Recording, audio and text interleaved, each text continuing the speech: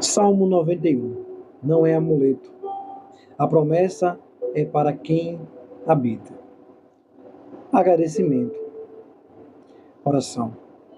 Espírito Santo de Deus, seja bem-vindo.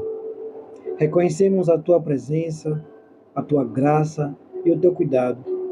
Pedimos que nos conduza nesse tempo de leitura com sabedoria do alto, discernimento espiritual e um coração ensinável. Ilumina o entendimento, guarda-nos de interpretações rasas e livra-nos de uma fé baseada apenas no medo ou no interesse. Conduze-nos ao lugar secreto. Ensina-nos a habitar em Deus, a descansar na tua vontade e a viver uma fé simples, sincera e obediente.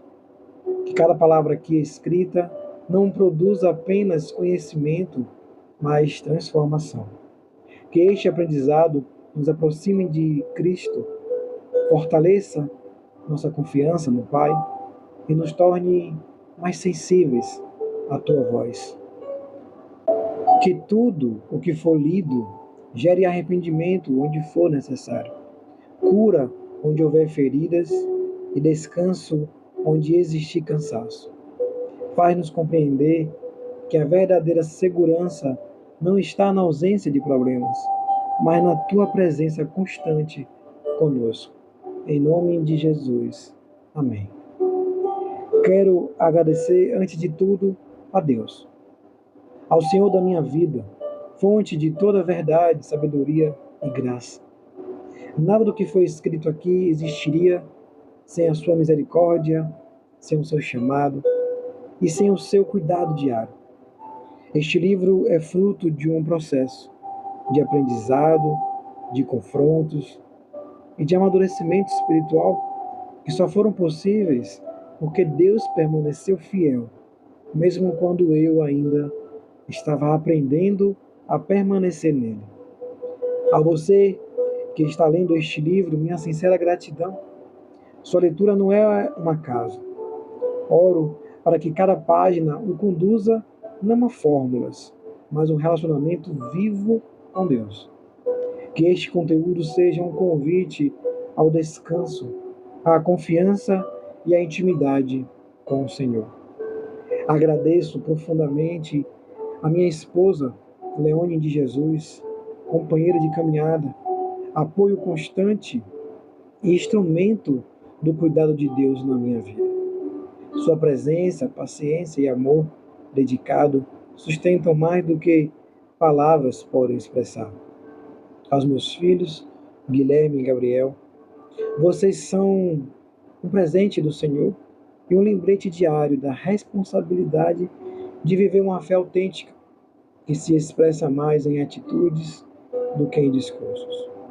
Aos meus pais, Denilson e Nancy, minha gratidão por tudo o que plantaram em mim ao longo da vida. Muito do que sou hoje nasceu do cuidado, dos valores e do exemplo que recebi de vocês. A toda a minha família, obrigado pelo apoio, pelas orações e pela caminhada compartilhada. Nenhuma jornada espiritual é vivida sozinho. Que tudo seja para a glória de Deus e para que muitos conheçam não apenas suas promessas, mas o seu coração. Porque Deus amou o mundo de tal maneira que deu o seu Filho único para que todo aquele que nele crê não pereça, mas tenha vida eterna. João capítulo 3, verso 16. Introdução. O Salmo 91 é talvez um dos textos mais conhecidos e recitados da Bíblia. Ele é lido em momentos de medo, repetido em situações de perigo, citado em tempos de crise e muitas vezes usado como uma espécie de escudo espiritual contra os males da vida. Contudo, exatamente por ser tão conhecido, ele também se tornou um dos salmos mais mal compreendidos. Ao longo do tempo, o Salmo 91 foi reduzido, em muitos contextos, a um salmo de proteção automática, quase um amuleto religioso. Para alguns, basta recitá-lo, para que nada de ruim aconteça. Para outros, ele funciona como uma garantia de que o sofrimento não chegará à porta de quem tem fé. Essa leitura, embora comum, não é bíblica e, mais grave ainda, não conduz à maturidade espiritual. A Bíblia não nos convida a usar Deus, mas a andar com Deus. O Salmo 91 não foi escrito para alimentar uma fé utilitarista, interessada apenas nos benefícios que Deus pode oferecer, mas para revelar uma verdade profunda. A segurança verdadeira nasce da intimidade com o Senhor. Logo, no primeiro versículo, o Salmo estabelece sua condição essencial. Aquele que habita no esconderijo do Altíssimo e descansa à sombra do Onipotente. O texto não começa com livramento, nem com promessas visíveis, mas com uma palavra-chave que muda tudo: habitar. Não se trata de visitar Deus ocasionalmente, nem de buscá-lo apenas em momento de medo, dor ou urgência. Trata-se de permanência, relacionamento contínuo, vida rendida. E por isso que muitos recitam, mas poucos descansam. Recitar exige palavras, descansar exige confiança. Recitar pode ser um hábito religioso. Descansar é fruto de intimidade. Quem não habita, não descansa. Quem não se relaciona, não confia. E quem não confia, inevitavelmente, viverá refém do medo. Este livro não foi escrito para ensinar você a usar o Salmo 91, mas para convidá-lo a viver o Salmo 91. Ele não promete ausência de problemas, dores ou adversidades. A própria Escritura testemunha que homens e mulheres íntimos de Deus enfrentaram desertos, perseguições, perdas e sofrimentos. A promessa bíblica nunca foi uma vida sem lutas, mas a presença fiel de Deus em meio a elas.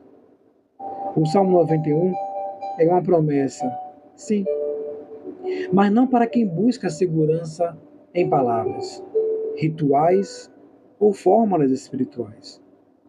Ele é uma promessa para quem escolhe fazer do Senhor a sua morada, para quem decide abandonar uma fé infantil e caminhar rumo à maturidade espiritual, para quem entende que a proteção não é ausência de tempestade, mas certeza de quem está no barco. Este livro é um chamado ao lugar secreto, um convite à maturidade espiritual, um despertar contra a fé utilitarista. Este livro é um discipulado simples, profundo e bíblico. Aqui não falaremos de promessas desconectadas da obediência, nem de uma espiritualidade baseada no medo. Falaremos de relacionamento, rendição, confiança e descanso. Falaremos do Deus que não se deixa usar, mas que se revela àqueles que o buscam de todo o coração. Se você está cansado de uma fé baseada apenas em palavras, se deseja uma vida espiritual mais profunda, real e enraizada em Deus, este livro é um convite, não para repetir o Salmo 91, mas para habitar nele. Uma parábola para entender o Salmo 91.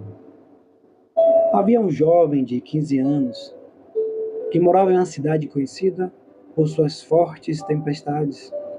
Ventos derrubavam árvores, chuvas alagavam ruas e, em vez ou outra, casas ficavam destruídas. Esse jovem tinha muito medo quando o céu escurecia. Certo dia, alguém lhe entregou um pequeno apito dourado e disse: sempre que a tempestade vier, sopre este apito, ele vai te proteger. O jovem gostou da ideia. Colocou o apito no pescoço e passou a andar com ele o tempo todo. Quando o vento começava a soprar, ele segurava o apito com força. Quando o trovão soava, ele soprava. Mas apesar disso, o medo continuava. A tempestade não parava. O vento ainda batia. A casa ainda tremia. Um dia, durante uma das maiores tempestades, o jovem correu para a casa de um velho amigo da família. Esse homem morava em uma casa simples, mas firme, construída sobre a rocha. Ao entrar, o jovem percebeu algo diferente. Ali dentro havia silêncio, luz e calma. O vento continuava do lado de fora, mas não dominava o ambiente. O jovem perguntou: o senhor não tem medo da tempestade? O homem respondeu: eu respeito a tempestade, mas não vivo com medo dela.